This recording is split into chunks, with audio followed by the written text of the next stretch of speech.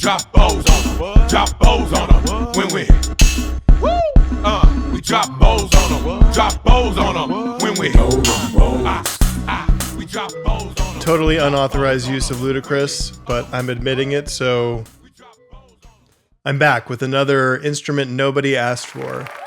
This one, Drop Bows on Him, is the actual instrument I was recording when I captured that auxiliary stuff that ended up becoming the Tonewoods Marimba and Xylophone.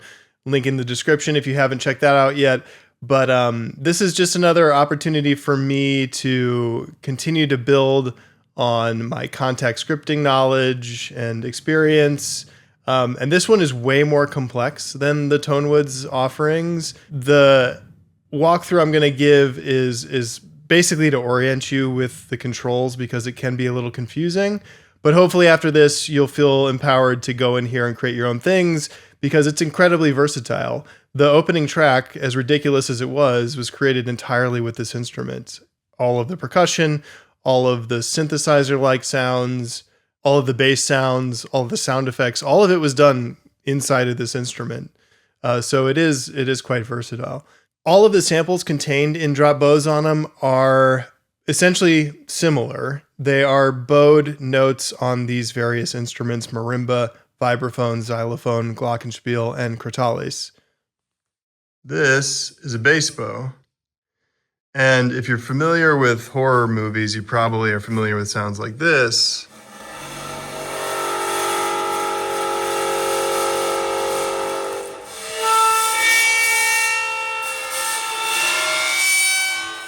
If you use it on something like, say, a vibraphone or pitched metals or woods, you get these really nice, eerie tones.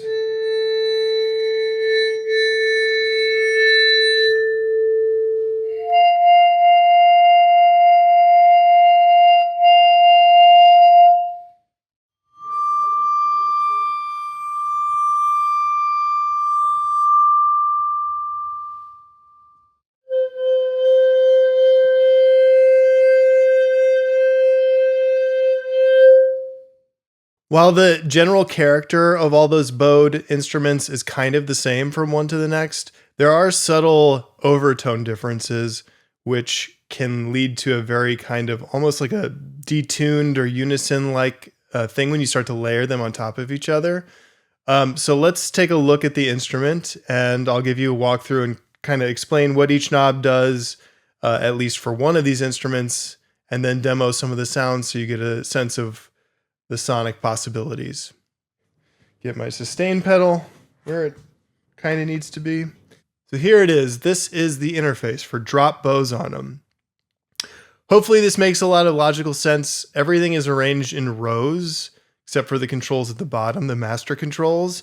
But on the left, you have the labels which delineate which row controls correspond to which instrument. So at the top, you have marimba, vibraphone below that, xylophone below that, glock below that, crotales below that.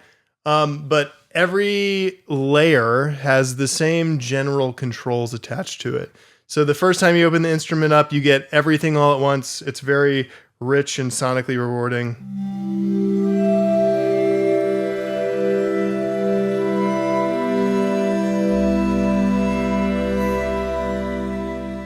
That's everything all at once. Kind of overwhelming, but nice. Very, very immersive. For one thing, let's turn everything down. So we're turning down the vibraphone, the xylophone, the glock, and the crotale. We're going to leave the marimba alone as the sole instrument while we demonstrate these things. So just with the default settings, you get something like this. Very natural attack. You have the full frequency range, so you can hear all the bow hairs and the wood being grinded as I run the bow by it. It's very detailed. So the first control you have is volume, obviously. The second control is a very coarse pitch shift.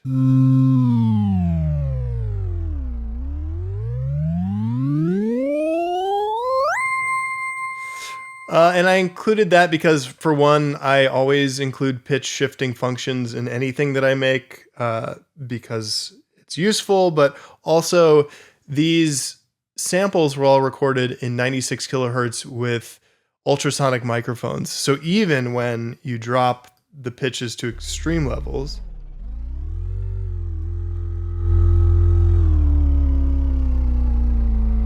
all that high end is still retained. You can still hear the wood and the bow interacting, which is really nice. Back to the default. The next one is interesting. So not all of these samples, but many of them, because of the nature of bowing them, sometimes they have a very slow natural attack in terms of getting to the peak of the sound. So the offset literally moves the start of the sample playback to a different point in the sample itself. So the default middle C on the marimba sounds like this. If I start to move the offset forward, we're playing back from further into the sample, and you get more of a percussive attack, which you can further manipulate with the envelope controls down at the bottom. All right, so now we've got this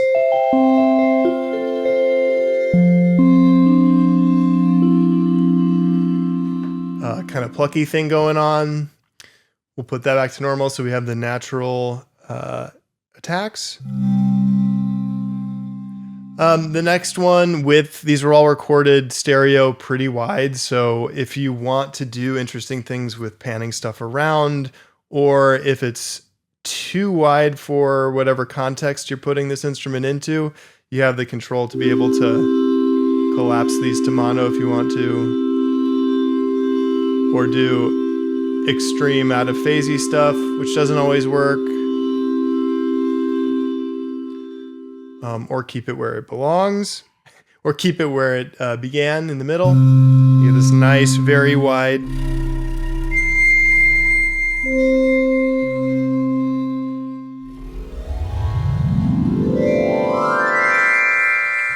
Nice, very wide image as a default. Next to that, you got your pan knob. You can move it around if you need to. In the stereo image, pretty standard, straightforward. Low pass filter. So each layer so all these controls are independent for each layer, which is kind of nice. All of these controls are automatable within your DAW, so you can have these things moving while they're happening. The offset behavior can be a little bit weird. It can get kind of clicky. So I don't know that I would recommend that, but you have additional functions like a low pass filter. If the high end is a little too much for you,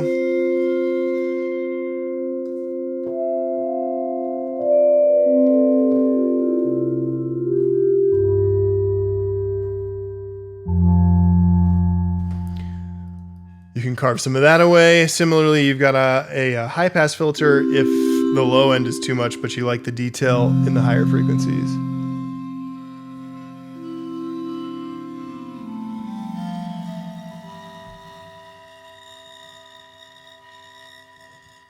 Some nice grindy, screechy stuff. Actually not last, but second to last is a reverb. This is a very long, rich reverb that's baked into Kontakt. It's just there for experimentation. Likely, if you're going to use reverb, you probably are going to use something external to Kontakt and run this into it. But it's there. It has a nice character to it. It's very intense.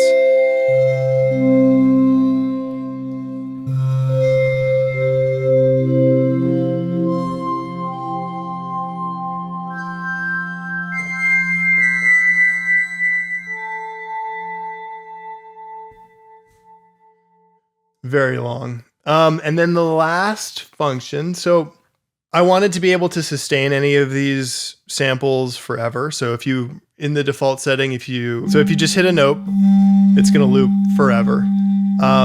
Some of the loops are a little more detectable than others in terms of when they restart. Some of these instruments, like the glockenspiel, the crotale, they're very small, and the amount of physical pressure you need to apply to get the note to sound means that you are moving fast and you only have so much of a natural sustain on any of these notes. So they're all looped. You can hold these notes indefinitely. The loops are pretty well disguised, but what you can do as a different effect is to disable looping on any of these layers, and what you'll then get are the natural decays and releases on these notes. So they'll be staggered at different times, which is its own special kind of thing.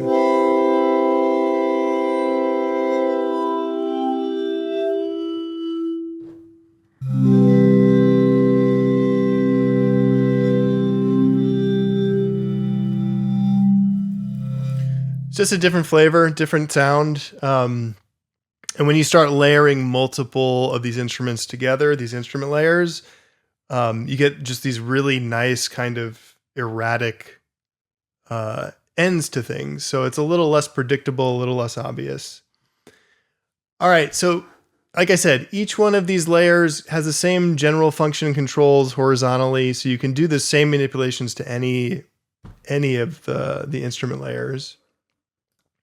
Down below, I've included a limiter threshold. There's a lot of, if you have this thing with all of these instruments on, there's a lot of volume going on. And it's good just to have some kind of limiter there just to catch anything that might overload Kontakt and make it distort. You've got a master volume. And finally, you have envelope controls for the entire instrument. This is not a per layer thing. This is for the entire instrument. So say we've got, I'll just do a quick example. Say we've got all the layers up. We've got some sample offsets going on. So we've got some weird attacks happening. We've got some stuff panned around randomly. Some things low passed, some things high passed. So we've got this.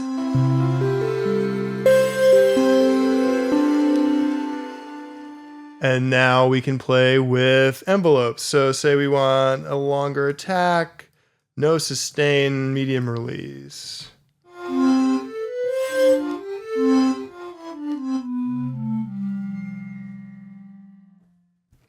So if we lower the attack to the default, put the decay in some medium setting, release in some medium setting, you've got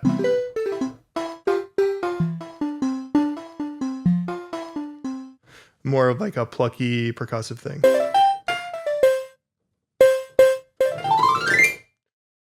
So between the various processing you can do on the layers, the master processing you can do with the limiter and the envelope control, there's just so many different sounds you can create. And to help you get started, I've included in this package a number of presets. Don't ask me how many because I don't know. 26 presets, random ass number. But they're jumping off point. So Aries synth, let's check that out.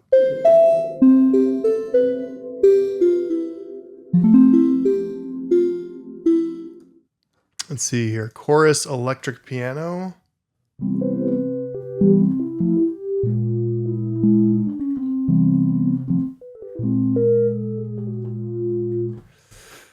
Retro synth style things like this one.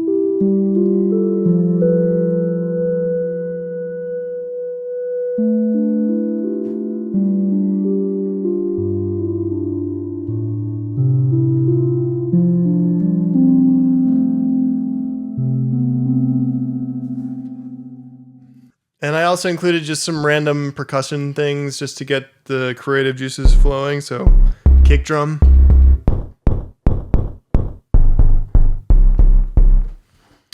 And all of the Southern Hospitality instruments are in here as well. So just as an example, here's the snare sound.